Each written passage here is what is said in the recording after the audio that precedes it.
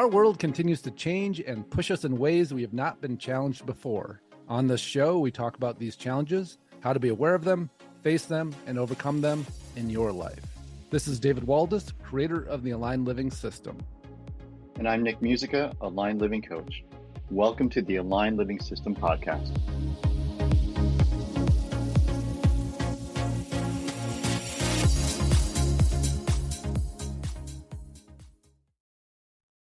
Welcome to the Aligned Living System podcast. This is David Waldas here with Nick Musica. Happy New Year almost. So we are just coming up on Christmas time, middle of Hanukkah or end of Hanukkah. This is the time when people are making their New Year's resolutions and reflecting a lot. We're right at the solstice, the solstice, the winter solstice, the reversing of from the darkening to the lightening. And Nick and I were just talking about, what does it look like for people as they come into the new year, and everybody's setting their New Year's resolutions. And what is it that we're really trying to create? So often we go, oh, these are the things that I keep thinking I need to be doing. These are the things like I need to get to the gym. I need to get in better shape. I need to read more. I need to watch less TV. I need to not drink so much. I need to whatever, we're again, making resolutions about changing our symptoms. And, it's funny. Everything that we do with our coaching is not about symptoms. It's working where it is that we create the need for the symptoms, where we create the need for the coping mechanisms and clearing that out. And so we wanted to talk a little bit about stepping into the new year. And I don't even like to call it New Year's resolutions because it's such a gunky, useless, again, I think you were just looking up, what is the stats, Nick? Good morning, by the way. Good morning. Yeah. So according to Google, their AI overview to it, so take that with a grain of salt.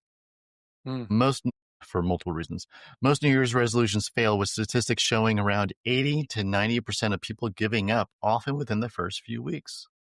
Oh my gosh, it's shocking. With only 9 to 10% achieving their goals by year end. Common reasons for failure. What the goals are, right? Yeah, right. So which gets to common reasons for failure include setting vague, unrealistic goals, lack of planning, and an all or nothing mindset, according to Baylor College of Medicine. Yeah. And I would say, what's not included there is what I just said, setting goals for changing symptoms, setting goals for changing coping mechanisms. And so, we just move it to a different coping mechanism, like changing our addictions. I quit drinking, smoking weed every day, but I quit drinking, Yeah, I was just thinking about that as we were talking about the topic. And, I've seen so many times, which one is worse for you, alcohol or weed? How is that relevant? How is that relevant? What a dumbass question that is. Relevant for some people, and what an awful question to ask. Yeah.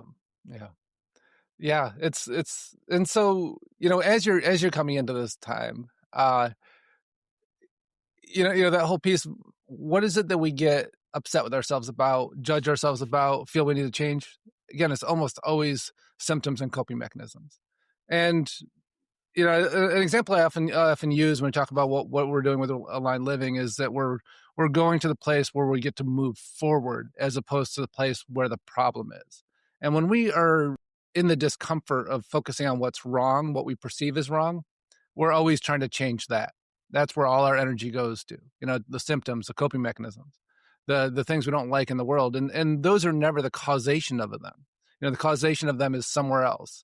And when we start to move into that next right action, into that place of moving forward in our clarity, it just straightens out those things. We don't feel the need to do that. Like if I'm feeling happy and fulfilled, all of a sudden that need to check out with alcohol or weed, doesn't show up in the same way. And so, it's funny. I was just seeing this feeling of, when you start sliding on ice. I'm actually, I'm not in Southern California right now. I'm back at my parents' house visiting. If you notice my backdrop here with this old curly maple door from 1974. On snow, there's two ways, like you can start to hit your brakes and try to, or actually not hit your brakes, like lift your foot off the gas and the brake and kind of steer out of it. But also, if you have front wheel drive or 4-wheel drive, you can accelerate out of it and you can straighten out the slide through acceleration. And of course, you have to be able to, have some skill set to that.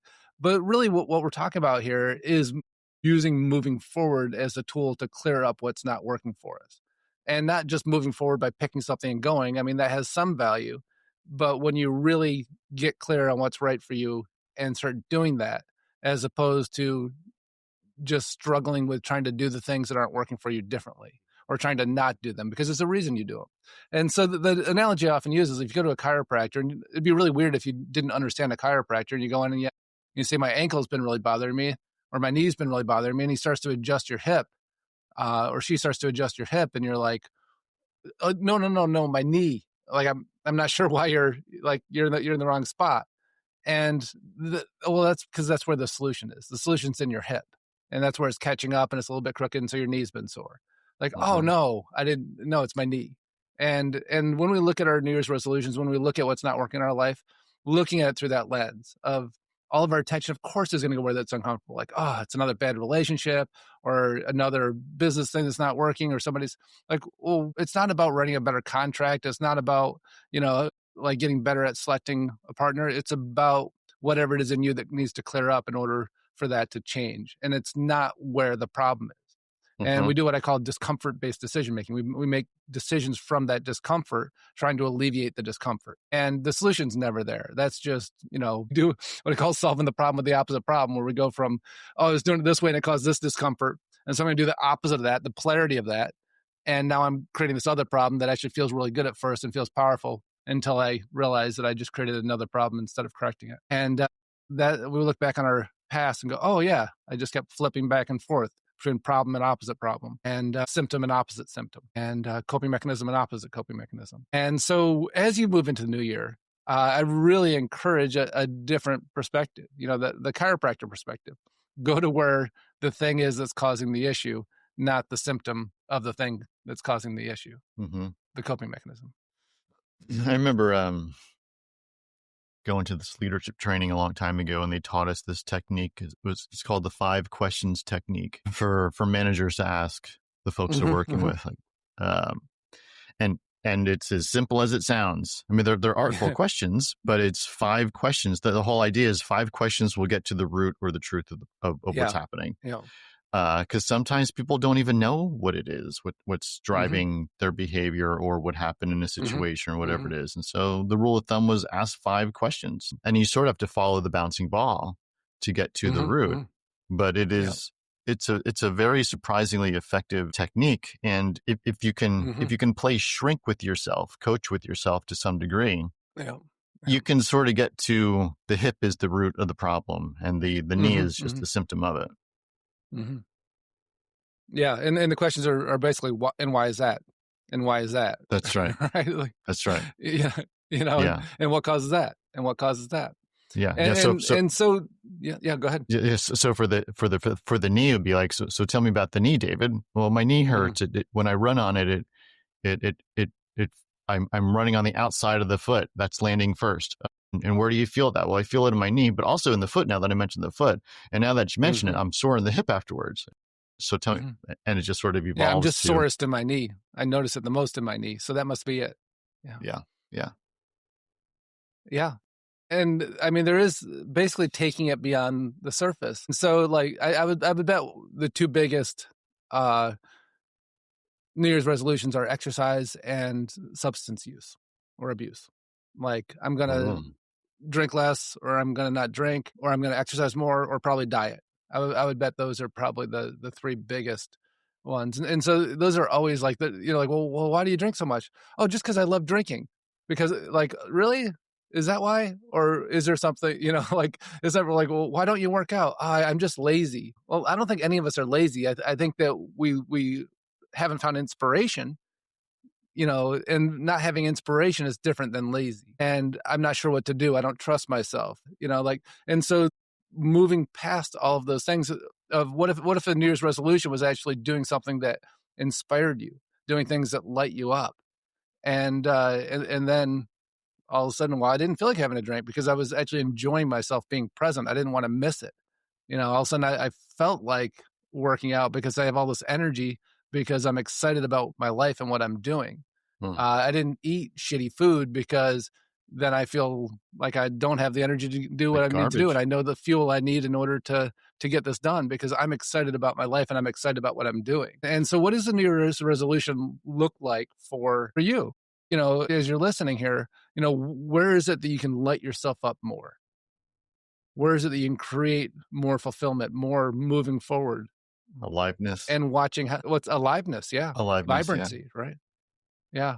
It was funny. I was working with a client last week and super energetic, super empathic person, but never knew that about herself. And so we were working, and she said, it's so cool how you can see energy. Like she's like, I wish I could. I'm like, you can. And she's like, but our experience is so much our experience that we don't have a reference point, and we don't realize it's different from the person next to us.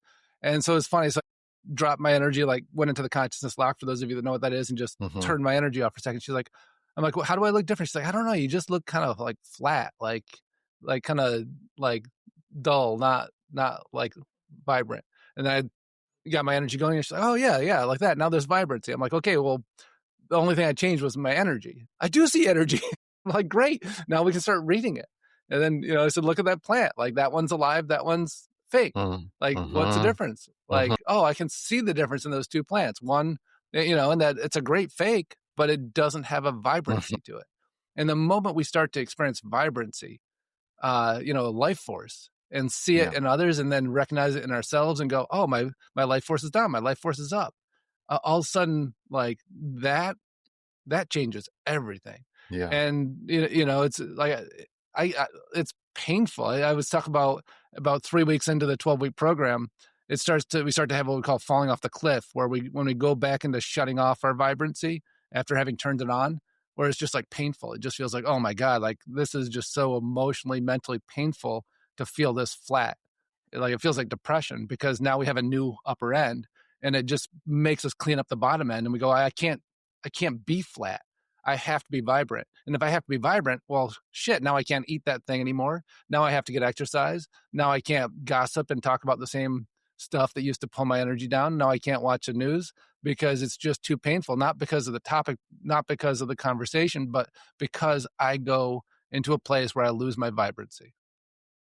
100%. I remember you telling me about when you stopped drinking alcohol. And I was like, bummer for David. Well, this is the closest with it. It's a vibrancy substitute, right? Yes. And then I guess is probably 2.5 years, if I'm counting correctly. I had a beer, and I felt lack of, use language we're using, lack of vibrancy, lack of aliveness for about a week. It just dropped out. It just didn't exist for about a week. Yeah. And I thought, because it's hard to get back when you've poisoned yourself. Oh my God. When there's toxins running through your system, like you can't be vibrant. Yeah. And I thought, nope. That's for David. That's not for me. So glad that's not my problem. Not my problem. My solution. Again, I thought it was my problem, but now it's my solution. Yeah. So I'm gonna make sure this is not the problem. And I had another beer. One beer. And in San Diego, the beers are turbo with alcohol. So whatever, 7%. I don't know what it was. And the same thing happened. And then that was the choice point of, well, I've proven it. This is what happens every time. So do you want to take the gamble? Do you want to risk? Do you want to feel those waves? What's the best decision here? So no more alcohol. Yeah. Yeah. And again, you're trading what felt like aliveness temporarily with a hangover, with a drop down, for vibrancy on a regular basis, like all the time. Yeah. And so that whole piece of like, oh, when I actually feel good, I don't need to go on this roller coaster of feeling good and then feeling bad. I can actually just feel good, and that's just not worth it. Yeah. The net, it's just a net loss. Yeah. And the more I spend time in my vibrancy, the bigger the net loss is, because the bigger the gap is, the bigger the range is in my vibrancy, my frequency, my energy, my emotional well-being, my stability. It's interesting too. And we've been talking a lot about the shift in the energy on the planet, and how it's shifting consciousness and shifting humanity. The number of people that drink now, it's ridiculous how much it's dropped. It's down to like only 54% of the population drink now, and people drink less. And it's really shifted in young people way more, and women way more. And so when we look at who's the most sensitive, typically are younger people, and women tend to be much more in touch with their energetics than men. And so we're watching where it's leading, right? And like the drop down the last 2 years is ridiculous. among women and young people. How many quit drinking? How many are just not interested in it anymore? And it's amazing how many people I run into that they're just like, yeah, like I don't. And it used to be, like when I was growing up, like everybody drank. And when I Everyone. lived in, like not that long ago, like I remember Colorado, it was weird. Like microbrews are such a big thing there, and I'm not sure what it's like there now. Um, but I wonder what that's doing to restaurants and the alcohol business too, because you see, like I remember downtown San Diego, downtown Encinitas, everything was turning into restaurants so they could serve alcohol to make money. The rents were so high, and the only way they were making that money back was, like alcohol. You make a lot of money on it as a restaurant. It's where most restaurants make most of their money. Yeah, that's the And, margin. and so, it made me really curious of like what's going to happen with the restaurant business and with rents and with distribution. Cause you walk through, so many small towns now, and there's like all the places where all these really cool little unique shops and boutiques are bar restaurants now because they're the only ones that could afford the rent as it went up. Cause they're the only ones with the margins and the only ones. And so as we as a collective stop consuming alcohol, like it's going to restructure all that. And it's got to already be. I mean, if there's been a 17% drop, I think that was the number for women. It was like in the last 2 years, like 17% fewer women drink. Yeah, I'm looking up to see what the internet has to say. Drinking trend. Yeah, but it's fascinating, right? And it's all a reflection of shifts in consciousness. And when we do things that make us feel low, we pay a different price for it. Because if we were just feeling okay and we drank and we feel vibrant and excited, great. And then we have a hangover, it's not that big a range difference from our normal. But if our baseline is feeling really good and lit up and we put ourselves on a roller coaster, like it just doesn't work for us anymore. Yeah. Yes, I'm trying to scan it really quick, but I can't quite. The percentage of U.S. adults who drink alcohol has fallen to a record low, around 54%. Yeah. Yeah. Yeah. Wow. Huh. I mean, Isn't that crazy? Like, there's still quite a few restaurants. I mean, obviously, still quite a few restaurants, and I'm just thinking of downtown Encinitas right now, and that's definitely a mhm, thing. mhm. But I mean, here's what the data shows. Yeah. Yeah. I I mean, mean, it's gotta have an effect. the only way to really evoke change is to be able to feel the feels and Mhm, see how mhm. things show up. And if you can't feel the feels and really get in tune with it, the amount of change is going to be 10 to 15% in any direction versus huge leaps and bounds in the right direction. Yeah. And again, when I look at all the changes I made in my life, they didn't feel like choices at all. They were just like, this doesn't work for me anymore. This isn't interesting anymore. And of course, there was a psychological mourning at first of like, maybe like you said, like, well, maybe it's not alcohol. Maybe let me drink again tomorrow and just see. Maybe that was just a fluke. And you're like, shit, okay, this doesn't work for me anymore. But then, once we get past that psychological piece that says, like, I'm mourning something that I used to want, but I don't want anymore. Like it's all just an old perspective. And then when we go, oh, actually, I don't want to drink. Like I don't actually need to mourn this. I can actually celebrate this because that means something really good is happening in my life because I don't want this anymore. Yeah, that's right. It's not a loss. It's a Yeah. gain. And the same thing. It's interesting. When I look at exercise, like I used to exercise because I enjoyed it. So I'd be out mountain biking or running and it had a huge, support for my mental health, but I didn't make that connection. I was like, I love biking. I love, cycling and, I love playing soccer, whatever it was. Um, and now, like it's absolutely that, but that's way down the list. Maybe that's like 10% of the reason I do it. It's because it's completely connected to my mental health, meaning my vibrancy and my ability to hold my alignment. And the moment I feel kind of gunky or off, I go right to exercise, just like I would with meditation, just like I would, with something that's actually helping me, accelerate out of the slide, accelerate out of the, getting stuck. And Yeah. there's an absolute connection between mental health and physical exercise. And it doesn't work if we're just doing, like kind of so light that we're barely sweating. Like it's something that where we have to like really break a sweat in order for it to matter. Really like that. That's why the high intensity interval training, the HIIT stuff, I think is so popular, is because we can in 20 minutes feel completely different. Oh my And goodness. like when I go running, I love to go trail running, I'll go hit the hills intentionally because I know that is, just letting my system up, high intensity intervals, and I feel like a different person within minutes. Yeah. Yeah. I just started running again. Not a lot, but Hmm. it just, even just like 2 miles, just two Yeah. miles, Yeah. just to get the body reacclimated to it. Yep. And I'm not sweating a whole lot doing it, but when I come back and I'm cooling down, that's when the sweat it starts to pour through the shirt, Yeah. Yeah. and it feels great. It feels Yeah. And fantastic. then something happens mentally, right? Because actually something's happening energetically. Yeah. Yeah. And so again, the solution isn't, like I need to get to the gym. It's when I can attach my mental health to the exercise and I Yeah. can feel how I'm feeling and going, this is not acceptable. I want to feel vibrant again, or I want to feel another level of vibrancy because Yep. our Yep. scale all changes. It's like, oh, I only feel a little vibrant. That sucks. That's not acceptable for like, I need to feel full on vibrant. And so I'm going to go take a half hour and go run those hills on the trails. And when Yeah. I get back, like, let's go. Like, this is exciting, A little bit goes a but long way. we're in charge of it. Yeah. And if I see it as like, oh, I don't want to work out, like it's the first 5 minutes always hurts. Like this doesn't, I've like, it's not about that. It's not about committing to something other than committing to feeling vibrant. And once we have that skill set, we just do whatever it is to take care of what's in the way of us being vibrant. Yeah. Yeah. And so yeah. So with that said, we're actually going to be,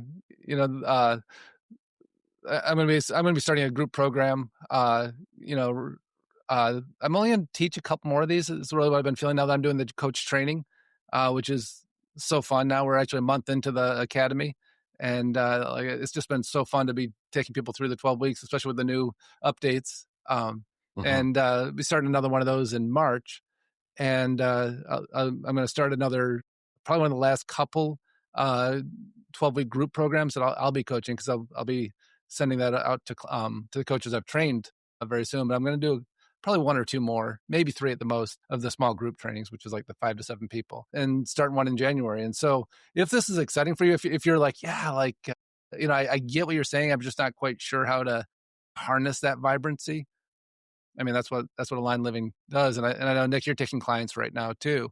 I am. Yep. And the Align Living training is alive and well in that methodology. Yeah. So you do a mix of I do. Aligned Living with your presence-based coaching, right? It's true. Yep. Yeah. Awesome. And so whatever resonates with you, check out our websites. Of course, they're in the show notes of nickmusica.com and davidwaldas.com. And there's opportunities in there to join us on these adventures.